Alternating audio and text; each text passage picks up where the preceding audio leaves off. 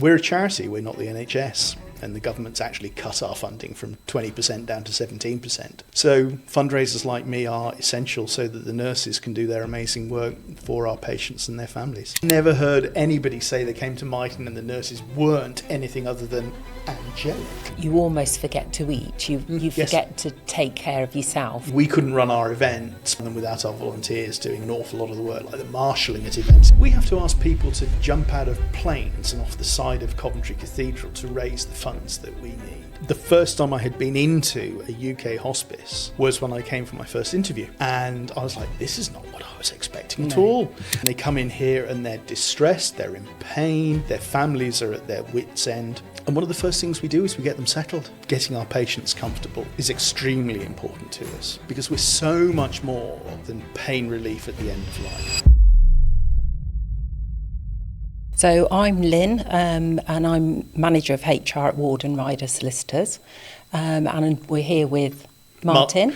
I'm Martin. I'm from the Myton Hospices. I work as a fundraiser, mostly talking to corporates. And how long have you worked here? Just over 3 years. And are you enjoying the job? Oh, it's fantastic. It's about as satisfying a job as you could possibly imagine having.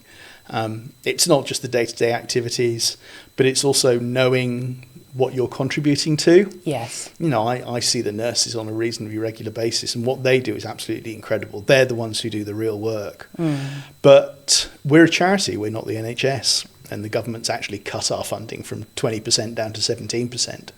So fundraisers like me are essential so that the nurses can do their amazing work for our patients and their families. Yes, and you come from banking. Your history I've got a slightly unusual background. I did English literature, and then I went into investment banking. And then I went into investment banking in the Far East, where I spent quite a few years. Then I came back and did an MBA, and then I went back out to the Far East. And then basically during COVID, I came back and took about a year off because of COVID and various other things, and then started looking for work. And this job came up, or a fundraising job at Myton came up. And I thought, well, I know Myton, I know the kind of work that they do. Let's have a crack at this, even though it was well outside of my experience. And Myton were like, yeah, go on, we'll give him a go. And I've been here ever since. And clearly you're enjoying your job. That comes across. Yes, I mean, of course I do. I'm constantly talking to people, and I'm talking to donors. But we're also talking to the kind of people within Myton and outside who are really supportive of what we do. So, for example, some of our donors, some will give you completely unrestricted funds, but then some really want to do something for you. So, for example, I've spoken to equipment providers who will perfectly happily give us, for example, a really quite expensive wheelchair. And our therapy team were like absolutely delighted. So I went down to our therapy team and said this particular company would like to give us a wheelchair. And we use wheelchairs, obviously, we use them quite a lot. Yes. But the therapy team said to me, is there any chance that we could have a tilt-in-place wheelchair? And I'm like, absolutely. What's a tilt-in-place wheelchair? So I went back to the company, and I'd actually looked up just purely on Google, advanced research. And I looked it up, and it was about 3 times the price. And I'm like, this is the kind of thing I'm employed for. And so I went back to the company and said, can we have a tilt-in-place wheelchair? And he's like, how do you know about them? And he said, yeah, all right then. And so we got a tilt-in-place wheelchair, and they're much, much easier for... I didn't know this until I'd been to chat with the people in therapy, particularly physiotherapy. They're much, much easier for moving patients around, and it's easier for the patients to move. Yes. They literally do what they say, they tilt in place. So it's much easier to move the patients around and to get them in and out of the chairs. So that's a very long answer to do I enjoy it. It's like there's so much variety in what I do, and it's all going to a good cause. And of course, it sounds like quite a steep learning curve as well from what you used to. It is. There was a lot of things I had to forget. And then a lot of things that I had to know, but you try to pick them up. So my main job is to try to make to make contacts with the kind of people who are going to support Myton. Yes. Now, when I was in banking, I was trying to make contacts with the kind of people who would use our services. So it's not dissimilar skills, except this time I'm selling a far, far better product. Yes. it's much easier to be able to get to talk to somebody and say, would you like to support your local hospice, than it was saying, would you like to use our services for launching your Eurobonds? Yes. So yeah, it's related, but obviously there's been some substantial changes too. Yes. Okay. So what can the public do to help? Because actually I've got personal experience of Myton in Coventry. My mum came here 3 years ago. Oh, bless. And how was your experience? It was amazing. Yeah. We had been at home with her, and we'd suffered bouts of where she was in a lot of pain at night. Yes. And of course, you have to wait for the doctor to come. Yes. And If they come. give her pain relief.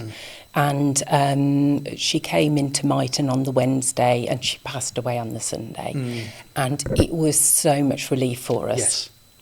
And, you know, the kindness that we got from your staff was unprecedented. Yeah. But the relief that we had, that we could now go from carers to family. Yes.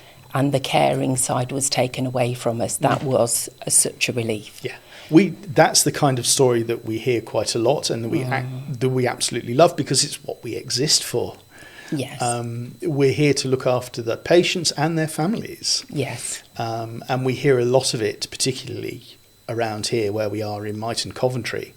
We hear of patients literally coming directly from Walsgrave, just up the road. I'm old enough that I still call it Walsgrave. And they come in here and they're distressed, they're in pain, their families are at their wits' end. And one of the first things we do is we get them settled. Yes. I mean, that's the word I use a lot for what we do around here, is we get people settled. Now, yes, that might mean pain medication, but hospitals are perfectly capable of giving extremely strong pain medication. But we do so much more than that. It's about making them physically and mentally comfortable, making sure that they're cared for, looked after, pleasant environment. The family can stay as long as they like. We've got basically little apartments that we maintain and have to fund. So it's really important to us that we look after the family, because the family are going to be part of the Myton family for the rest of their lives after their loved ones have passed. Yes. The loved ones might be with us for days, occasionally weeks, occasionally hours, but the families are able to access, for example, our bereavement services for the rest of their lives. And we have people who are volunteering or just getting involved, coming to our coffee mornings, and it's literally 10 or more years later. Yes. So the families are really important part of what we do, but that getting our patients comfortable is extremely important to us, because we're so much more than pain relief at the end of life. It's really an important part of what we do. It's a really important part of what we do.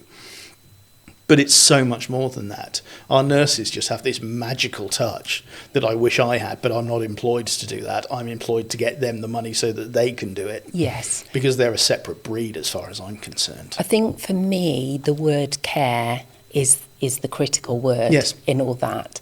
And actually what I can't stress enough is how little like a hospital the Myton area is, because you've gone from restraints. You know, families can visit, they are supported, but myself and my mum and the rest of the family receive so much care. Yes. And that was the critical bit for me, I think. Yeah, it's really interesting you say it's not like a hospital. I remember walking, the first time I had been into a UK hospice was when I came for my first interview. And I was like, this is not what I was expecting at all. I mean, it's right down to when you walk into our reception, which you were in a few minutes ago. And right now, it just looks like a Christmas bazaar. I mean, it's fantastic. It's such a positive place for our patients and their families to walk into. And we're also selling our cards. Please buy your Christmas cards from Myton. They're really nice. It's a really great area for families to walk in, and it's right down to things like, you know, the first thing that I noticed was it doesn't smell really bleachy. No.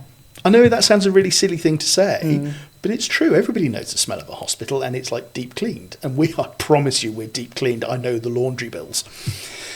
We have very, very high levels, but it doesn't have that constant sense of sort of bleach throughout the entire place. We allow our patients to smoke. There is a smoking room for patients who want to. We have dogs wandering through. We have what we call a comfort cupboard, which is stocked with sort of booze for the patients to have. Tragically, the staff aren't allowed anywhere near it. But there is a lot more. The patients are given so much more leeway. Yes.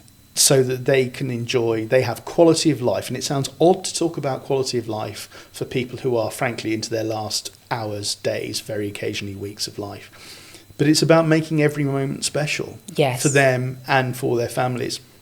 What's the point in telling somebody who's terminally ill they can't smoke? Yeah. So we have a room which is extremely well ventilated at some cost for our patients to go into and their families. Obviously, staff aren't. We have to walk all the way off the grounds. Not that I smoke, but my colleagues who do have to walk all the way off the grounds. But the patients have their own room. The patients, they've got a stock of beer, wine, vodka, whiskey. I know because one of my donors recently topped it up. So it's this full concept of making the patients and their families as comfortable as they possibly can, of caring for them. Yes. Because I think there's this sense that the NHS is treating but not caring. Yes.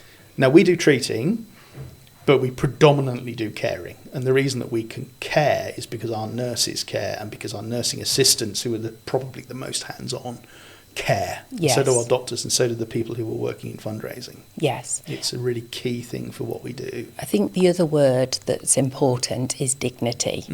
And dignity is so important. You don't always get it in a hospital. Yeah. I would never knock the NHS. I think we're so lucky to have it. They do what they can with the resources, frankly. You're treated with dignity. Yes. And I think that is also very important. Yep. And anyone who is in the end-of-life care would understand how important dignity is, I think. Yes. So I would even say love, care and understanding, and that dignity is what you get here. Yeah. The support. That was what we found. That's really wonderful to hear from somebody who has direct experience of what Myton does, because, I'm on the fundraising side, but I haven't had family directly touched by what Myton does. I see it day to day, and I do my very best to get onto the IPU reasonably regularly.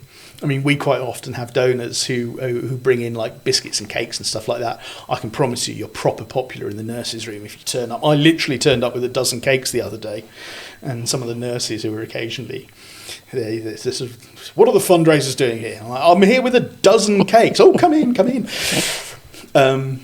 So yeah, it's really lovely to go onto IPU and see what they do. Yes. So what can the people maybe listening at home, what can they do to support then? There's this idea of giving money, of course. There is. Leaving, bequesting your will. Yes, absolutely. We cover, frankly, so if we're now talking more on the fundraising side, and as a sort of former banker, that's where my mind often goes. We do as much as we possibly can to support ourselves, right? I shouldn't exist. My job should not exist, right?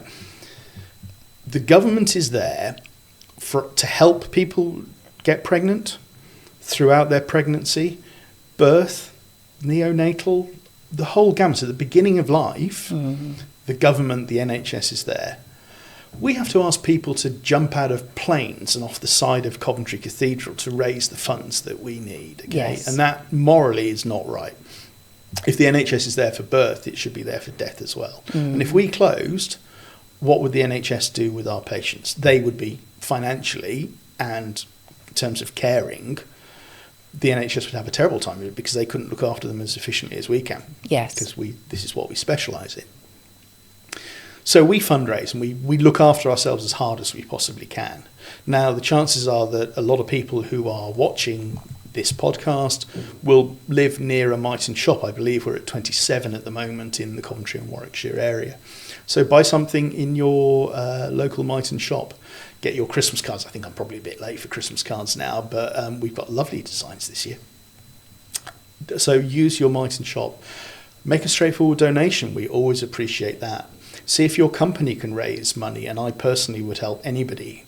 So within a company, you can have staff raising events. So around this time of year, there's like things like Christmas jumper days, bake-offs, all that kind of thing. And we quite often ask if companies can then match the funds that their staff raise, for example. Yes. And I'm very keen on companies making direct donations, because I think if your staff are raising money from their own pockets, and then you are putting it on your social media, then you should put your hands into your pockets as a company. Yes. Because you're benefiting from the PR. That's a case that I always make as discreetly, or sometimes not discreetly, as I possibly can. And I'm a great fan of company donations because they come in lumpy forms, so that's good for us. It tends to be larger. And also it can be written off against tax. And I'm a big fan of taking money away from the government and putting it into our hands, because our nurses spend it better than the government does. Yes. So I talk to companies so that they can get money. So there's that. Yes, there's legacies. Legacies is very lumpy because it's very difficult to market. Yes. I have my colleagues in legacies. I'm not quite sure how they do it. I haven't even got an idea of how you do that. And then of course we have the communities. Have an amazing team of communities who they talk to. Well, as it says, the communities. So they raise a lot of money, and our events continue to absolutely knock it out of the park at the moment. So the big Myton events, so the sort of skydives and Glow for Myton and the walks and Santa Dashes coming up soon, Santa Sleigh, that's happening. That's more on the community side. But we put on a lot of events, and they're doing really well at the moment. I think, again, putting my MBA hat on, when the economy is suffering, it's quite hard for us to get lumpy sums out of companies. But people tend to give themselves those little treats, right? The things that cost 10, 20, 50 pounds. And we're finding on the charity side, on the event side, that people are prepared to spend £20 to do the Glow for Myton and have a fantastic evening at Warwick Castle. Yes. And then they're raising funds off the back of that. And that's absolutely brilliant. Plus, we've got an absolutely amazing events team. They work so hard to raise the funds that we need. So that's a very long way of saying we do as much as we possibly can to look after ourselves. But as I may have mentioned before, the government cut our funding from 20% to 17%, which is very wrong indeed, and Yes. should be reversed, but we're not expecting it to be reversed anytime soon. And what about if someone wants to give their time then? Is that something that you'd welcome? Yes, it is. We have a substantial volunteer corps. We can't do it without them. I'm not sure of the exact number of full-time equivalent employees that we have at Myton at the moment, but it's in the lowish hundreds, and the volunteers is in the thousands. And what sort of things do the volunteers do? Absolutely everything from cleaning tidying up the gardens that you've walked through, manning the coffee shop that's outside in the reception here, which we make reasonably good money off, to marshalling our events, to being available to sort of do tins, collection tins.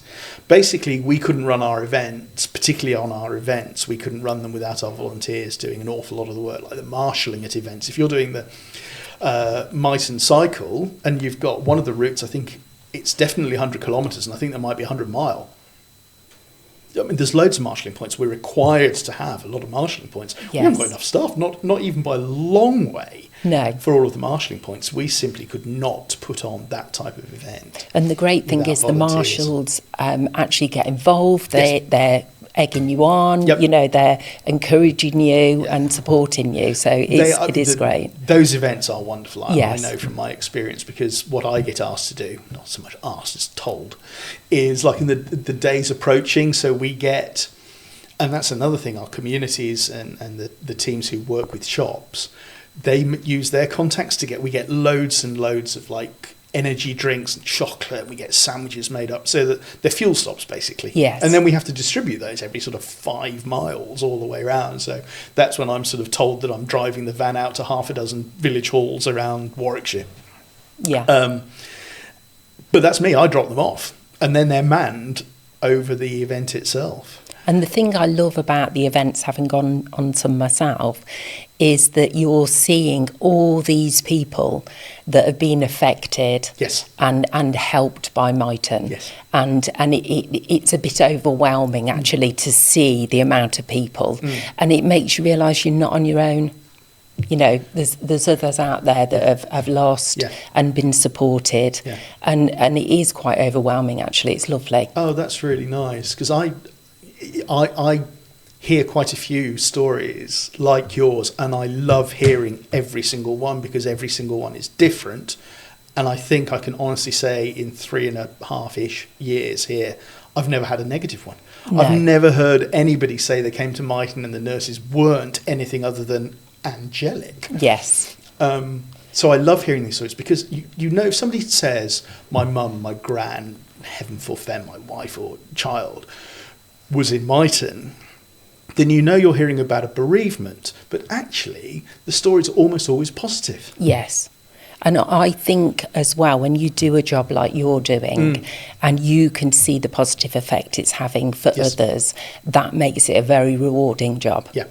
There are some hard moments. Yes. I mean, I don't know how the nurses do it, right? All nurses are amazing. I mean, that just goes without saying. I have yet to meet a nurse who is anything other than special, because they're going into a caring profession that doesn't pay anything like as well as it should. Yes. But the vast majority of nurses go into it to make people better. Yeah. Okay? If you're a palliative nurse, our recovery rate isn't brilliant. No. So day after day after day, they're saying goodbye to patients who they've been caring for anything from hours to possibly like a couple of weeks. Or if it's somebody who's been diagnosed and might have been in for respite care, they might have built up a relationship over months. Yes. They won't have been in Myton for months, physically in Myton, but they might have been seeing them for respite care. They might have been seeing them at fatigue and breathlessness clinics. There's so much that we do. The beds are almost like the tip of the iceberg. Yes. Because they're expensive and we don't have enough of them. We don't have enough of them open because it's really expensive to run. But we do so much more so that the patients don't have to. So that patients don't have to come into the beds unless they need to and want to. Yes. So, for example, the respite beds, fatigue and breathlessness, we have got wellbeing services, counselling. There's so much that we can do before doing what you might call classic hospice care. Yes. The care in a bed at the end of life. So there's so much that we can do. So yeah, I mean, the palliative care nurses are absolutely incredible. I know I would find it impossible to do. It's a personality thing. I couldn't do it because it was hard enough. We had one case, and I'm not talking out of school here because it's actually on one of our leaflets. You know, the family gave us permission to use this particular case study. But a lady called Katie was misdiagnosed by the NHS. And so by the time she came to us, she was terminally ill with breast cancer. And married, 2 small kids, late 30s. And so my office overlooked the gardens at Myton. And so in the end of her life, she was out in, it was summer. She was out in the gardens. Her husband was here every day. He had a very distinctive sort of yellow van type thing that was always parked in the car park I could see when he was here. Her kids were here, they were playing, the friends came around. I saw them having a party. They'd got all the blankets laid out in our lovely gardens, which are upkept by our volunteers. And I saw all of this going on, and it was lovely. It was clear that they were giving her as much happiness and creating as many memories for the kids and for the husband and for the friends as they possibly could in the last days. So I came in on a Monday, and our receptionist, Vicky, who obviously, like all receptionists, runs the place in reality. And I said to her, "How's Katie?" And she just shook her head. And that was hard. Yes. You know, I don't see many, but that particular one, because I had the visuals, and it's like I'd never spoken to her, but you sort of feel that bond. She was out there and we knew the backstory. Yes. And it was very obvious how young she was. You know, because we treat everybody from 18 and upwards, but the simple fact is we mostly treat older people. Yes. And I think it's very human that if you see somebody who's younger, should have 40 years ahead of them, and has got 2 young kids. Yes. That's hard going. That's really hard going, even if you're sort of fundraiser and you're remote from them. So how the nurses cope, I have no idea. What the simple answer is, they're angels. Yes, and thank goodness they do. Yes. Because we couldn't be without them. Yeah, but we have to fund them. Yes. Because we pay them suitably. And we have at the moment, and this is a scandal which is in no way of our making, we don't have the funding to have all of our beds open. So we have a waiting list. We don't have a waiting list every day, but most days we have a waiting list to get an inpatient bed at Myton. 3 out of 5 patients who go onto a waiting list will die before they can access an inpatient bed at Myton. Yeah. Now, I don't throw that stat around. It's a public stat. I'm not talking out of school here. I don't throw that stat around a huge amount when I'm fundraising, almost because it's too depressing. Yes. You know, it's so much nicer if you can sort of say, well, 50,000 will pay for a nurse, and here's all the positive stuff that you can do. But that is a really hard stat. Yes. For us to have to live with. That we do have waiting lists because we're not funded enough, above all by the government, despite keeping a very, very tight rein on our costs. Despite everything we do, we sometimes have a waiting list, and when we do, 60% of the people who go on it will die before they get into a bed. Yeah. And that should not be the case. Can you imagine if 60% of women who were giving birth were told that there wasn't a bed for them? Mm. And I think the sad thing is, if you've got the capability to do it but not the money, that makes it even more tragic, really, doesn't it? Yes. So absolutely. How much money do you have to raise per year? So our budget, and I'll get shouted out by the finance director who's upstairs for getting these figures slightly wrong, but give or take, we are 15 plus million, of which we have to raise ourselves 13 odd million. And does that fund Coventry? That funds our sites. So we have inpatient beds in Warwick and in Coventry, where we're sitting now. Just down the road, up the corridor from where we are, is our inpatient unit in Coventry, and we have an inpatient unit in Warwick. We don't have one in Rugby. We run a lot of other services out of Rugby, so wellbeing. There's a lot of wellbeing done there, and Myton at Home is quite extensively run from Rugby as well. Yes. But they don't have inpatient beds there. So all of those sites, yeah, and all of our other services, it's around about 15 million, of which we have to raise what we call voluntary income. We have to do around about 13 million. And that's from everything. That is from legacies, corporate, communities, individual giving, retail, events. I'm sure I've forgotten some as well, but you know, all of the stuff that we work very hard at. Yes. So it's the vast majority of what we do. And so would that 15 million keep all your beds available?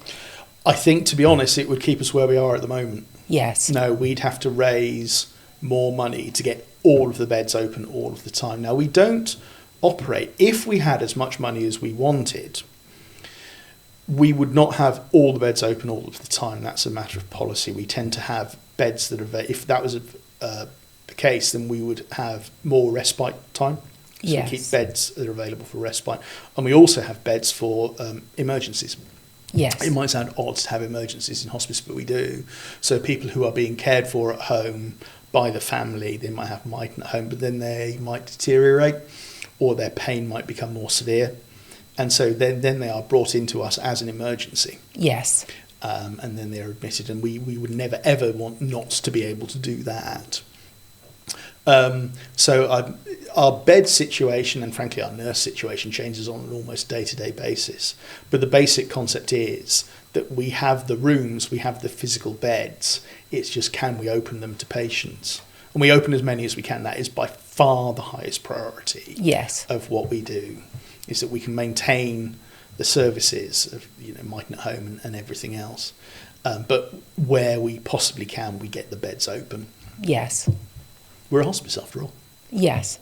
And I think the other thing I would mention is that, other than the nurses, we were cared for, we were bought sandwiches. Mm. You almost forget to eat. You forget to take care of yourself. Yes. And actually, the suggestion was, we put you some sandwiches out there, you know, go and have a coffee. And I think the whole team were caring. Yes, they're fantastic. We've got a proper commercial kitchen. You know, I go and visit it fairly regularly. And the food is proper good because the staff can get it. You know, yeah, we can go and buy a meal, and it's really good. We get the meals that the patients and the families get. I mean, that's an interesting one. That was in my orientation. One of the things that I did when I spent my personal orientation when I joined, when I was still allowed to ask really stupid questions. I spent half a day like shadowing a doctor. And it was one of the things that I asked about was food. And of course, some of our patients aren't great with food, but some of them retain quite good appetites. And I sort of said, oh, do we have to be careful about the type of food that we give them? And the doctor said, no, some of them start to prefer spicier food. Okay. Because their taste buds are diminishing. Yes. And they actually start to want spicy food. So we adapt it. Yes. So we can adapt food for what patients need. So yeah, some patients continue to eat quite well. Some have swallowing difficulties and that kind of thing. So, and then that's nothing. You'll see a clipboard on every single patient, in every single patient's room and on their bed, basically going through all of that kind of detail. Yes. And that's part of the hands-on work that the nurses and nursing assistants do, and it's why we have a much higher ratio of nurses to patients than they have at a hospital. So, because it's A, important, and B, we're committed to that level of care. Yes. There's none of this bringing you, this is what you're eating or not eating anything. It's like, you didn't eat so much yesterday, how are you feeling today? What do you feel like? I mean, we can't sort of literally give them anything they want, but within reason, we can make sure that they eat as well as possible. Yes. It keeps their strength up. And it's just fun. I like eating. I don't see why one of our patients wouldn't. Yeah. So is there any other messages that you want to get across? I think what I'd like anybody watching this to understand is that Myton Hospice is an absolutely vital part of the Coventry and Warwickshire community. It's quite rare to meet somebody who at the very least doesn't say, oh, my friend's mum was treated there. And the actual stats for how many people have had a relative or somebody you know very closely is really high. Yes. We are an absolutely essential community asset. And there's two elements to that. I would say, firstly, as I hope is reasonably clear, I evangelise our services. I really want people to understand that we are not just about pain relief in the last days of life. We are about the services that I've mentioned. Once you're diagnosed as terminally ill, you can access Myton. You don't have to suddenly start being in severe pain. Okay? Once you're terminally ill, then Myton is available to you for the various other services that you might need. Okay, so that might be, we have patients with us for years. Yes. They're not in the beds for years, but they are part of our community for years. So please be aware of all the services we provide. So that's patients and families. And as a fundraiser, please be aware of everything that we do and consider how you can fund us. Yes. Because we are not funded as well as we should be.